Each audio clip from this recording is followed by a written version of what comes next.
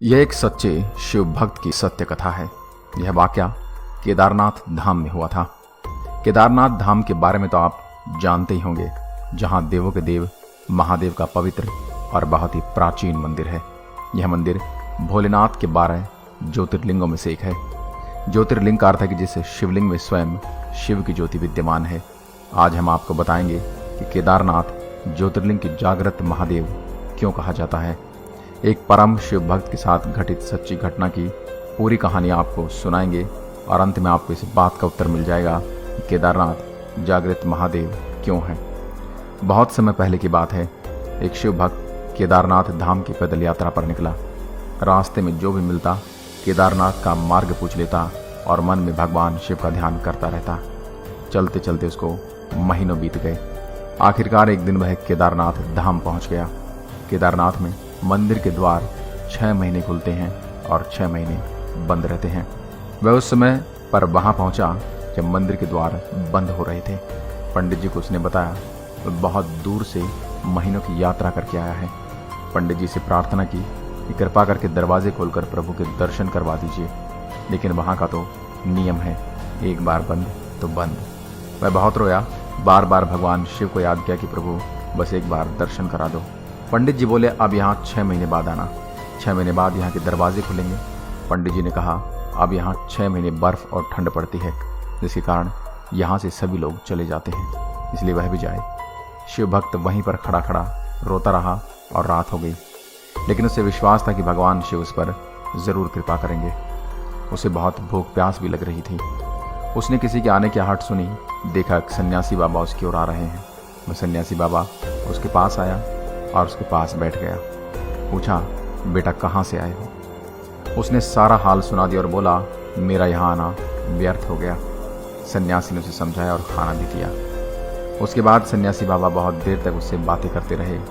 बाबा जी को उस पर दया आ गई। मैं बोले बेटा मुझे लगता है सुबह मंदिर जरूर खुलेगा और तुम दर्शन भी करोगे।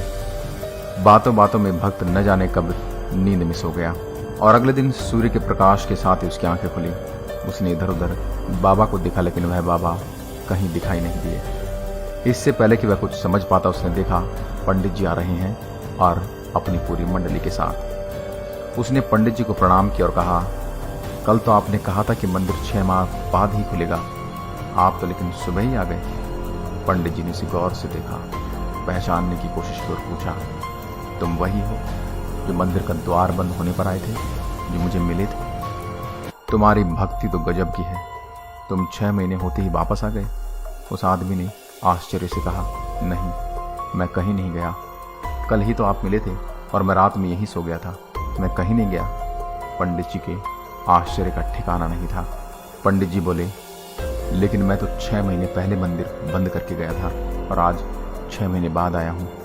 तुम 6 महीने तक यहाँ पर जिंदा कैसे रह सकते हो। पंडित जी और सारी मंडली हैरान थी। इतनी सर्दी में एक अकेला व्यक्ति कैसे 6 महीने तक जिंदा रह सकता है। इस पर उस भक्त ने पंडित जी को सन्यासी बाबा के मिलने और उनके साथ की गई सारी बातें बताया कि एक सन्यासी बाबा आए थे जो काफ़ी लंबे थे, बड़ी बड़ी जटाएं, एक हाथ में त्रिशूल और एक हाथ में डमरू लिए, मृगशाला पहने हुए थे। उन्हें नहीं बताया कि कल मंदिर शायद खुल जाएगा। यह सुनकर पंडित जी सब लोग उस व्यक्ति के चरणों में गिर गए और बोले कि उन्होंने तो जिंदगी लगा दी भगवान भोलेनाथ के दर्शन पाने को।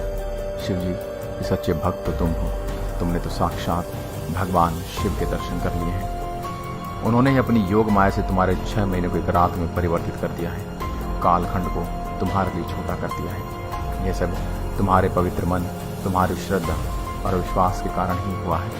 भक्त भी समझ चुका था कि उसका नाम व्यर्थ नहीं गया। जय हो भोलेनाथ, जय बाबा केदारनाथ। दोस्तों अगर वीडियो पसंद आई तो लाइक कीजिएगा और ऐसे ही वीडियो देखने के लिए हमारे पेज को फॉलो जरूर करें। धन्यवाद।